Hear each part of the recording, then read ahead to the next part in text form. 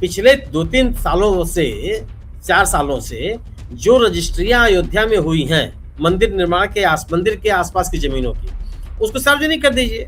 जिन लोगों ने हिंदू धर्म की आस्था के साथ खिलवाड़ किया है, उनको दंडित कराना चाहते हैं, तो जो एक समूह बाकायदे चंपत राय के खिलाफ, अनिल मिश्रा के खिलाफ, गोपाल राव के खिलाफ मुकदमा दर्ज कराना चाहता है और वह जुलूस की शक्ल में थाने तक गया, उसको आप राजनीति प्रेरित क्यों कह रहे हैं? अगर आप इसके लिए जिम्मेदार लोगों को या इस बेईमानी को रोकने के लिए जिम्मेदार लोगों को बचाने की कोशिश की जाएगी, तो मेरा अपना मानना है कि संघ के छवि के ऊपर भी असर पड़ेगा और सरकार को भी इसकी राजनीतिक कीमत चुकानी पड़ेगी। तो जो चीजें स्वीकार किया है, आभूषण स्वीकार किए हैं चंपत राय जी ने, वो तो सबके सामने साक्ष्य है। अगर चंपत राय का इस्तीफा था तो चंपत राय का इस्तीफा स्वीकार हो जाना चाहिए था। नमस्कार, मैं हूं संजीव श्रीवास्तव। आप देख रहे हैं 4 PM मध्य प्रदेश। दोस्तों, राम मंदिर जो दान डाका मसला है वो तूल पकड़ते चले जा रहा है। सरकार की मंशा या जो बाकी धड़े हैं जिनकी जिम्मेदारियां हैं, हर एक चाह रहा है या उसकी मंशा नजर आ रही है, नीयत साफ दिख रही है कि वो इस मसले, इस मुद्दे पर जल्द से जल्द पर्दा डल जाए, इस उधेड़बुन में लगा हुआ। और उसके प्रमाण सामने आ रहे हैं, कैसे हो रहा है जो होना चाहिए कि एक के बाद एक बड़े-बड़े जो कहीं खुलासे हो रहे हैं और जो जिन जिम्मेदार लोग हैं उनकी कान पर जूं तक नहीं रह गई। कोई उस पूरी की पूरी जो घटनाक्रम निकल रहे हैं देख ही नहीं रहा है, उसको पे संज्ञान ही ऐसा लग रहा है। दिखावा जरूर हो रहा है, अलग-अलग है। तो ये तो है ही है। और जो खुलासे हैं उसमें खुलासों में एक जो बड़ा खुलासा, मध्य प्रदेश कैडर के एक पूर्व IAS अफसर जो रिटायर हो चुके हैं, उन्होंने जो खुलासा किया है वो आंखें फाड़ दे रहा है कि क्या कुछ चल रहा था वहां, कैसे किस किस तरीके से डाका डाला जा रहा था। अब कुछ घंटे शेष हैं, अब वो जो बैठक होनी है ट्रस्ट, जो 2 इस्तीफों की बात है कि चंपत राय और जो अनिल मिश्रा, सवाल ही सवाल है, होगा नहीं होगा, क्या होगा। और जो मंशा है उसमें तो कहीं से कहीं तक कोई इरादा नहीं नजर आ रहा है और सिर्फ बचाओ बचाओ और लीपा पोती यही बना हुआ है। तो ये जो पूरा दृश्य है, सीन है, इसी सब पर बातचीत करने के लिए चलेंगे सीधे उत्तर प्रदेश, एक बेहद बेहद खास मेहमान सुनील शुक्ल जी के पास। जोड़ता हूं सुनील शुक्ल जी, जुड़ गए हैं सुनील शुक्ल साहब। सुनील शुक्ल जी, बहुत बहुत स्वागत है आपका। दर्शक भिज्ञ है, सुनील सर उसी उत्तर प्रदेश के प्रयागराज में विराजमान है जहां ये पूरा का पूरा राज्य एक बहुत हॉट है, पूरा देश है, दुनिया भर में इसकी चर्चा है। सुनील सर, अब तो एक जो पूर्व केंद्रीय गृह सचिव भी सामने आ गए और वैसे चोरियों का सिलसिला जो उससे जुड़े जो मसले मामले निरंतर सामने आ रहे हैं और जो रवैया मैंने अपने इंट्रो में कहा कि सिर्फ गोलमोल है, तालू है, पर्दा कैसे डल जाए, कैसे ये मसला कहीं क्लोज हो जाए, उस पर कहीं ज्यादा फोकस्ड दिखते हैं जितने पक्ष पहलू हैं। अब उनका भी आना और उनका ये कहना कि जीवन भर की कमाई 5 करोड़ रुपए मूल्य वाली रामचरितमानस 24 कैरेट सोने से वो जो उस पर परत चढ़ी हुई वो भी कहीं गायब है। और उन्होंने कहा कि किस किस दरवाजे पर वो गए थे, पहले चंपत राय जी के पास 9 घंटे इंतजार, तो बाद में उन्होंने नृपेंद्र मिश्रा जी और तमाम वो गोपाल राव जी सबसे किया। किस तरह का ये एक सीन है, सारा कुछ खुल रहा है। अब इसमें केवल इतना हुआ है कि वो जो विश्व हिंदू परिषद के अध्यक्ष हैं आलोक कुमार जी, उन्होंने कह दिया है कि ये हमारे से कोई लेने देना नहीं है, पल्ला झाड़ सा लिया है उन्होंने और भुगतेंगे जिन्होंने किया, इस तरह का भाव उनकी इसमें है। तो शुरुआती नोटिस पर आपका धन्यवाद संजीव जी। एस लक्ष्मी नारायण जी आपके ही राज्य के कैडर का IAS अफसर है। Yes sir, yes sir. और आपको याद होगा कि सुंदरलाल पटवा जी की जब सरकार बर्खास्त हुई थी, राष्ट्रपति शासन लागू हुआ था, तो यह राज्यपाल के सलाहकार ही बनाए गए थे। और 91-92 में मैं इनसे एक बार मिला था जब केंद्रीय सचिवालय में तैनात थे। CPR रहे, कई अलग-अलग CPR रहे, जी जी जी। और मैं सूचना प्रसारण मंत्रालय में संयुक्त सचिव भी रहे। 91-92 में संभवतः उनकी वहां तैनाती थी और बहुत तेज तरार अफसरों में, बहुत सक्रिय अफसरों में इनकी गिनती रही है। तो यह कोई पहला उदाहरण नहीं है।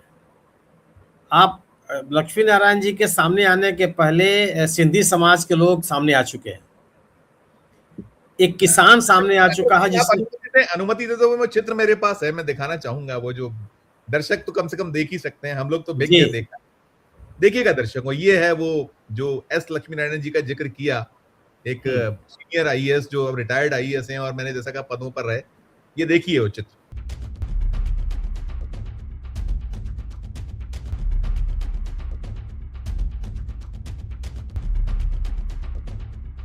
जी सुनील जी, करिएगा कंटिन्यू। तो अब देखिए, ये लक्ष्मी नारायण और मतलब ये आईएएस अफसर है। तो दरअसल क्या था कि जिस समय ये दान देने के लिए गए हुए थे, उस समय तो लाइन लगी हुई थी अयोध्या में। एक से एक विशिष्ट लोग, एक से एक भारी भरकम लोग वहां दान के लिए पंक्ति पंक्ति के हमारी दान लीजिए, हमारी दान लीजिए। और उस समय भी यही रवैया था। उस समय तमाम तरह की शिकायतें सामने आ रही थी, लेकिन कोई ध्यान नहीं दे रहा था, क्योंकि उस समय एकदम धार्मिक भावना अपने चरमोत्कर्ष पे थी। अब स्थितियां जब ये, लेकिन लोग उसमें विश्वास था कि जो वो दान दे रहे हैं वो उसका उपयोग इस मंदिर के लिए किया जाएगा, या जो उनके इष्ट देव हैं उनके मंदिर के रख रखाव आदि में खर्च किया जाएगा। क्योंकि जब अब इस तरह घटनाक्रम सामने आया तो लोग अपनी बात कहने के लिए निकल पड़े। इसमें अभी आप याद कीजिए, किसान की बात सामने आ रही, जो कर रहा है कि वो खेत बेच करके जिसने दान दिया था। एक महिला का चित्र आया जो बाकायदे चंपत राय के सामने बैठी हुई हैं, उन्होंने काकभूषुंडी की मूर्ति प्रतिमा को दान दिया था, चांदी की मूर्ति को। सिंधी समाज के लोगों का वक्तव्य आपने सुना ही, सबने देखा ही, जो कह रहे हैं कि कई सिल्लियां, उन्होंने चांदी की सिल्लियां दान किए थे, ईंटें दान की थी, और सबने चंपत राय का नाम लिया। तो अगर मान लीजिए कि कोई ये कह रहा है कि जो दान पत्र में धनराशि रखी गई थी, दिया था लोगों ने, उसकी गिनती में अगर कोई चंपत राय की भूमिका से इनकार भी कर रहा है, तो जो चीजें स्वीकार किया है, आभूषण स्वीकार किए हैं चंपत राय जी ने, वो तो सबके सामने साक्ष्य है। उसका क्या हुआ, उसके बारे में आप क्यों नहीं बोल रहे हैं? और ऐसा नहीं है कि विश्व हिंदू परिषद के लोग अपना पल्ला झाड़ ले रहे हैं। अगर वो पल्ला झाड़ रहे हैं तो आलोक कुमार का मैं एक इंटरव्यू सुन रहा था बीबीसी पर, वो तो जो अयोध्या में मंदिर अधिवक्ताओं का प्रदर्शन था, उसको उन्होंने राजनीति प्रेरित कहा है। अगर आप इस पूरे घटनाक्रम की साफ गोई से जांच चाहते हैं, इस लूट में जो लोग शामिल हैं उनके खिलाफ आप कार्रवाई चाहते हैं, जिन लोगों ने हिंदू धर्म की आस्था के साथ खिलवाड़ किया है उनको दंडित कराना चाहते हैं, तो जो एक समूह बाकायदे चंपत राय के खिलाफ, अनिल मिश्रा के खिलाफ, गोपाल राव के खिलाफ मुकदमा दर्ज कराना चाहता है और वह जुलूस की शक्ल में थाने तक गया, उसको आप राजनीति प्रेरित क्यों कह रहे हैं? वो तो एक प्रयास है, समाज का एक समूह है और स्थानीय अधिवक्ताओं का एक समूह है जो ये मांग कर रहा है। नहीं, उन्होंने ये कहा है, आलोक कुमार जी, उनके गलत कामों के लिए हम जिम्मेदार नहीं है। अब ये पल्ला झाड़ना नहीं तो हुआ ना सर। और क्या हुआ, सवाल इस बात का है। और आप अगर आप ठीक है, अगर आप चाह रहे हैं, कम से कम आप ये चाह रहे हैं ना कि हाँ हिंदू आस्था के ऊपर कुठाराघात हुआ है या प्रभावित हुई है, तो उस आस्था को बनाए रखने के लिए जो कुछ भी किया जाना चाहिए उसका तो समर्थन करना होगा आपको। आपको कहना नहीं चाहिए कि ठीक है, आप इसके बहुत ही जिन लोगों के खिलाफ भी आरोप लग रहे हैं उनके खिलाफ कार्रवाई कीजिए। आप चंपत राय को आपराधिक गतिविधियों में शामिल होने की बात क्यों नहीं, जो आरोप लगाए जा रहे हैं उसको सिरे से खारिज क्यों कर दे रहे हैं बिना जांच के? आप तो कह रहे हैं कि हो सकता है कि नैतिक अपराध हुआ, आप ये नहीं कह रहे हैं कि आपराधिक कृत्य हुआ है। वो उनके अपराध को आप नैतिकता की तरफ ले जाने का प्रयास कर रहे हैं। तो आप इस तरह की परिभाषा देने की कोशिश क्यों कर रहे हैं? और निश्चित रूप से अगर चंपत राय के स्तर पे कोई घटना हुई है जिससे उनका नाम आ रहा है, तो निश्चित रूप से संगठन के ऊपर भी उसका असर पड़ेगा। अगर संगठन उनके बचाव में आता है तो, अगर संगठन खुल करके कहे कि नहीं, उनके खिलाफ कार्रवाई की जानी चाहिए, जो कोई भी दोषी हो, और मुकदमा पंजीकृत किया जाना चाहिए और मुकदमा पंजीकृत करा करके उसकी जांच की जानी चाहिए तटस्थतापूर्वक। जो इस देश के सबसे सर देखिए ना, उन्होंने रिमांड लिया उन लोगों का, उसको बख्शते रहे। अब जाकर इतने दिन बाद 3 सप्ताह से ज्यादा के वक्त के बाद होसबोले जी का एक संजीव जी जो लोग गिरफ्तार है उनका रिमांड लेने के पहले तो यह है कि जिन प्रमुख लोगों का नाम लिया जा रहा है उनके खिलाफ तो प्राथमिकी दर्ज नहीं हुई करना है। जी बिल्कुल बिल्कुल बिल्कुल बिल्कुल। बड़ा सवाल है ना कि चंपत राय सब गोलमटोल कर रहे हैं। गोलमोल होसबोले जी का गोलमोल जो वो पड़ा हुआ वक्तव्य, और डॉक्टर मोहन भागवत जी ने राम नाम करके निकल गए, वो बड़ी बड़ी बातें होती। करिएगा आप कंटिन्यू, क्षमा चाहूंगा मैंने बीच में आपको टोका। नहीं, हसबोले जी का भी को आप ये नहीं कह सकते गोल मोल करके चले गए। वो तो जिन लोगों ने इस घटना का भंडाफोड़ किया उसी को घेरने की कोशिश कर रहे हैं। बिल्कुल बिल्कुल। वो कह रहे हैं कि हिंदू समाज को बदनाम करने की साजिश करने वाले। बदनाम कौन कर रहा है? जो चढ़ावे में चोरी कर रहा है या जो घपलेबाजी हो रही है वह हिंदू समाज को बदनाम कर रहा है, या जो इस घटना का भंडाफोड़ कर रहा है वो हिंदू समाज को बदनाम कर रहा है? बड़ा सवाल तो ये है। आप उनको उनके ऊपर क्यों नहीं एक शब्द बोलते हैं जिन्होंने इस घटना को अंजाम दिया? आप ये क्यों नहीं कहते हैं कि इस बहुत ही पारदर्शी तरीके के साथ, बहुत ही साफगोई के साथ इस पूरे घटनाक्रम की जांच होनी चाहिए? बात करनी चाहिए आपको, क्यों नहीं कर रहे हैं आप? तो वह गोल मोल बात नहीं है, बाकायदे उन लोगों को घेरने की कोशिश है जिन्होंने इस घटना का भंडाफोड़ किया, और आप अपनी जिम्मेदारियों से बच रहे हैं। चंपत राय संघ के स्वयं सेवक रहे हैं और लगातार कहते रहे हैं सब, और कभी संघ ने उनको इससे इनकार भी नहीं किया। संघ के सक्रिय सदस्य हैं वो, विश्व हिंदू परिषद के सक्रिय के अंतर्राष्ट्रीय उपाध्यक्ष हैं, ये जो ट्रस्ट है उसके महासचिव हैं। जब ये ट्रस्ट बना था, सरकार ने इसकी घोषणा की थी, उस समय से ट्रस्टी हैं, महासचिव हैं उस ट्रस्ट के। मंदिर के निर्माण के पहले उसके निर्माण के लिए जमीन खरीद फरोख्त, जमीन उनको ट्रस्ट के पक्ष में रजिस्ट्री कराने, सबकी गतिविधियों में शामिल रहे हैं। मंदिर निर्माण के बाद मंदिर की जरूरतों से संबंधित कोई भी काम हो, चाहे बिजली का झालर सजाना हो और या फूल माला खरीदना हो या प्रसाद का वितरण करना, सब में चंपत राय जी की भूमिका रही है। कैसे इनकार कर सकते हैं? और जो घटनाक्रम हुआ उस घटनाक्रम में चंपत राय, अनिल मिश्रा और गोपाल राव का नाम लगातार आ रहा, और यह कोई बाहर के लोगों ने आरोप नहीं लगाया है। महिपाल वर्मा जो पैसे की गिनती में शामिल रहे हैं, उन्होंने आरोप लगाया कि घपला किया जा रहा था, चोरी की जा रही थी। कहाँ थे आप?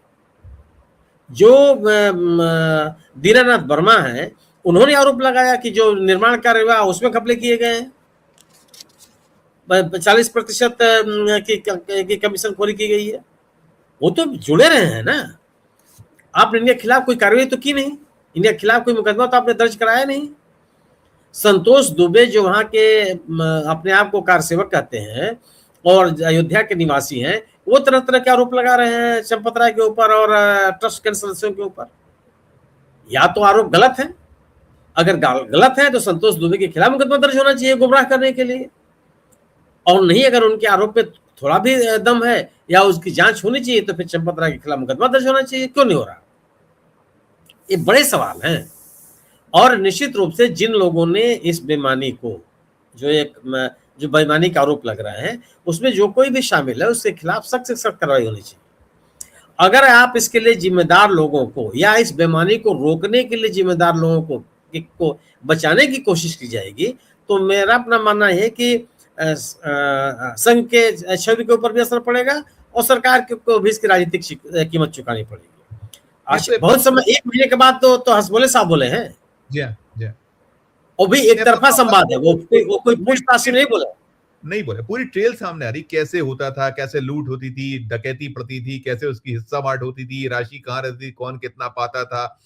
और अब तो ये भी आ गया सुनील सर की जो 16 लाख के आसपास का होता था वो 26 लाख के आसपास पहुंच गया है, 7-8 लाख रुपए के आसपास का उस बढ़ोतरी हो गई है। तो किस कदर चोरी हो रही थी हर दिन 6 से 8 लाख रुपए की, और इससे ज्यादा जब वो महाकुंभ हुआ, जो महाकुंभ का जो दौर था उस समय तो क्या क्या नहीं हुआ। और ये जो मैंने कहा गया डॉक्टर मोहन भागवत जी द्वारा राम राम, इस पे बड़ी वो कह रहे थे, बोल तो रहे हैं, हसबोले जी बोल रहे हैं, वो उनकी क्या जरूरत है बोलने की, ये भी यार निकल कर आ रहा है। ये तो सही है ना कि जो इतना बड़ा प्रकरण हो गया, और निश्चित रूप से जिस संगठन के व्यक्ति है चंपत राय, उस संगठन के प्रमुख लोगों को बोलना चाहिए।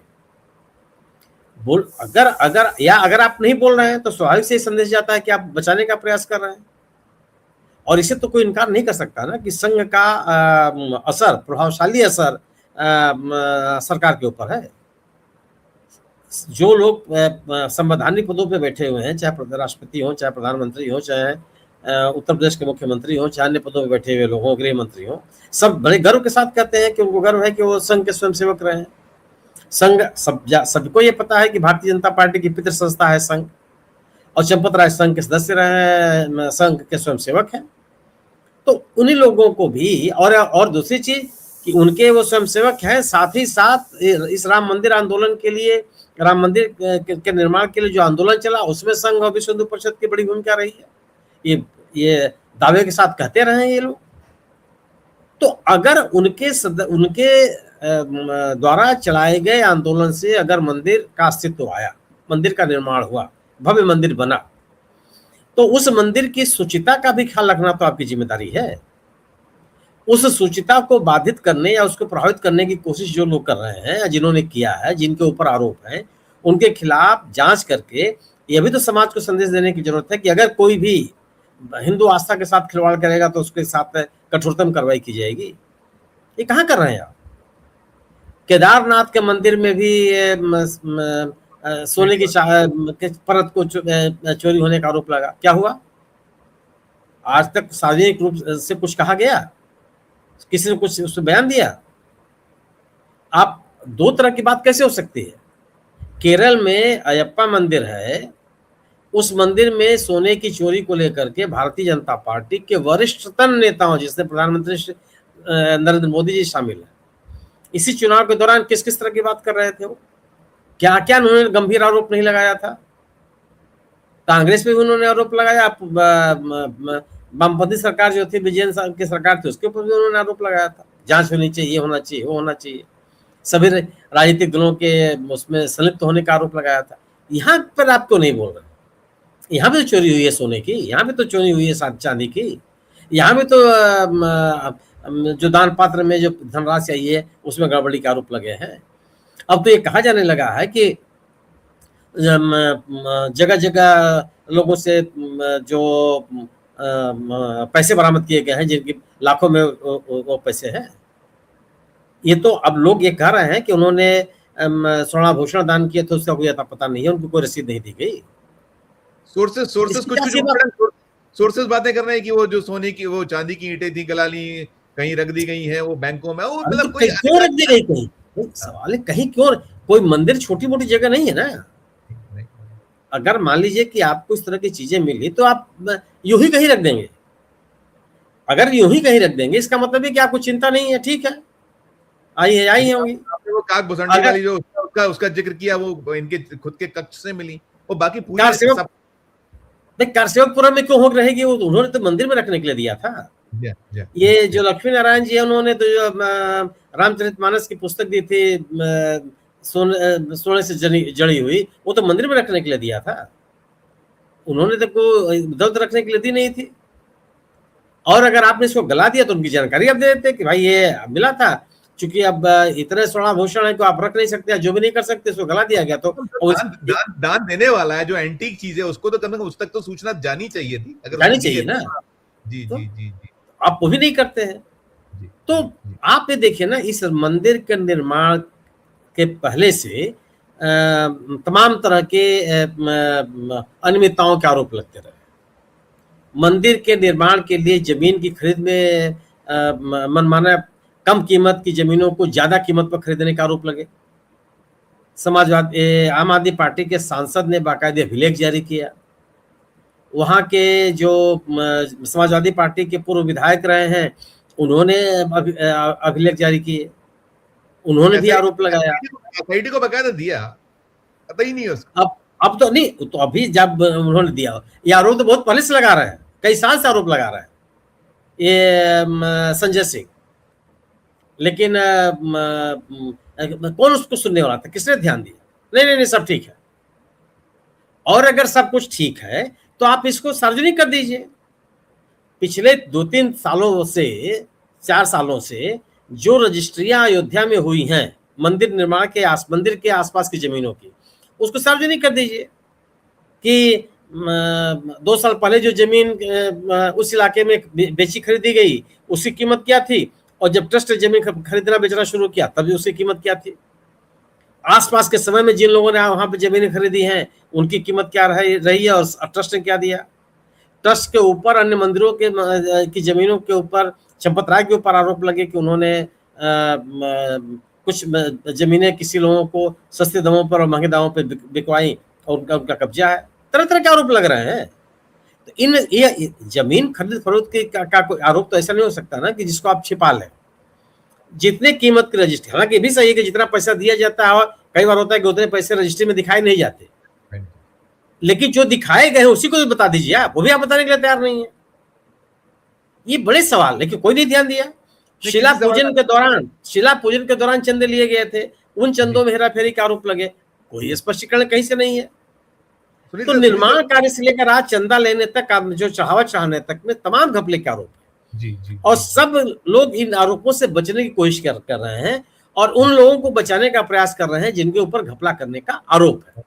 जी सुनील साहब, चंद घंटे शेष हैं अब, क्योंकि वो जो बहुत प्रतीक्षित बैठक है ट्रस्ट की होने वाली, जिसमें कहा गया था कि इस्तीफा वो कोषाध्यक्ष की ओर से आया था कि चंपत राय जी का इस्तीफा आ चुका है, अनिल मिश्रा का इस्तीफा आ चुका है और अब हमको विचार करना है। तो ये मान के चलें कि सिर्फ आपको केवल आंखों में धूल झोंकी जाएगी, इसके अलावा कुछ भी नहीं होना है, ना कहीं से कोई जवाब आने हैं, जितने प्रश्न है वो अनुत्तरित रह जाएंगे, कुछ दिन तक ये हल्ला गुल्ला होगा, फिर धीरे से भूल जाएंगे, ये मानकर जो पूरा का पूरा ये सारे जिम्मेदारी ये मानकर चल रहे हैं, ऐसा मान लिया जाए कुछ नहीं होगा 6 तारीख को भी? भाई सवाल है कि जो ट्रस्ट के अध्यक्ष हैं महंत नृत्य गोपाल दास जी, वो बीमार है, वो हॉस्पिटलाइज अस्पताल में भर्ती हैं लखनऊ में, वो है ही नहीं। जो ट्रस्ट की बैठक का एजेंडा है उसमें एसआईटी की रिपोर्ट पे विचार है, तो एसआईटी की रिपोर्ट ट्रस्ट को कैसे मिल जाएगी? क्या तरीका आपके पास? वो तो गोपनीय रिपोर्ट है, वो ट्रस्ट कैसे मिल गई? बड़ा सवाल है कि जो एजेंडा उसको आप पढ़ लीजिए, उस एजेंडे में क्या रखा गया। अध्यक्ष ही नहीं है आप उस समय, अध्यक्ष जी ने किसको नॉमिनेट किया इसकी जानकारी नहीं है। जो जिस कोषाध्यक्ष के से बयान जारी किए जा रहे हैं उस कोषाध्यक्ष के ऊपर भी सवाल पैदा किया जा रहा है। इसकी जिम्मेदारी बनती है, कोषाध्यक्ष की सबसे बड़ी जिम्मेदारी भाई प्रथम दृष्टया जिम्मेदारी बनती है। अगर कोष कर रखा हो कि आपकी जिम्मेदारी बनी है, आप कोषाध्यक्ष तो उससे कैसे बच सकते हैं?